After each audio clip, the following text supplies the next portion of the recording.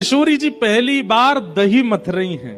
ऐसे ही छोटी सी किशोरी जी बैठी हैं मथनी पकड़ करके, और जैसे ही धीमे धीमे मथनो शुरू कियो, सबरी बलैया, अरे मैया कैसी सुंदर लग रही है, नेक्सी सी लाली हमारी कितनी सुंदर लग रही है। ठाकुर जी को जैसे पतो चली कि किशोरी जी मक्खन निकाल रही हैं, दही मथ रही हैं, इतने में ही कहा भयो ठाकुर जी दौड़े। लेकिन तभी श्रीदाम बोलो, लाला तू या भेष में जावे गो तो बरसाने में घुसन कौन देगो। सबरे ग्वाल बाल बोले, लाला ऐसे मत जाइयो, बहुत पिटाई होगी नहीं तो। ठाकुर जी बोले, रुक जाओ, कुछ तो करना पड़ेगा। बोले कहा करूं। छोटी सी गोपी बनकर के किशोरी जी बनकर के पहुंच गए, और छोटी सी लाली जैसी आई तो कोई ने रोके भी नहीं। और इतने बड़े बड़े लोग हैं भीतर से, अरे नेक इतको हटाओ, मेरी सखी दही निकाल रही, मैं देखने जाऊंगी।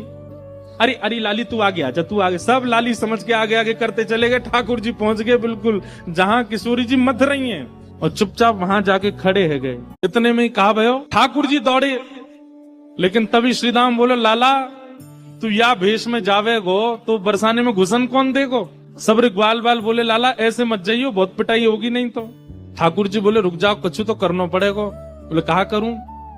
छोटी सी गोपी बनकर के किशोरी जी बनकर के पहुंच गए, और छोटी सी लाली जैसी आई तो कोई ने रोके भी नहीं। और इतने बड़े बड़े लोग हैं भीतर से, अरे नेक इतको हटाओ, मेरी सखी दही निकाल रही, मैं देखने जाऊंगी। अरे अरे लाली तू आगे आजा, तू आगे। सब लाली समझ के आगे आगे करते चले गए। ठाकुर जी पहुंच गए बिल्कुल जहां किशोरी जी मथ रही हैं, और चुपचाप वहां जाके खड़े है गए। अगल बगल वाली गोपी कहें, अरे कौन की है। ठाकुर जी कहें, तो क्या करना है, कोई क्यों हूं मैं। अरे बड़ी चपड़ चपड़ बोले, हाँ तो अपने छुरा करा दियो ब्याह मोते।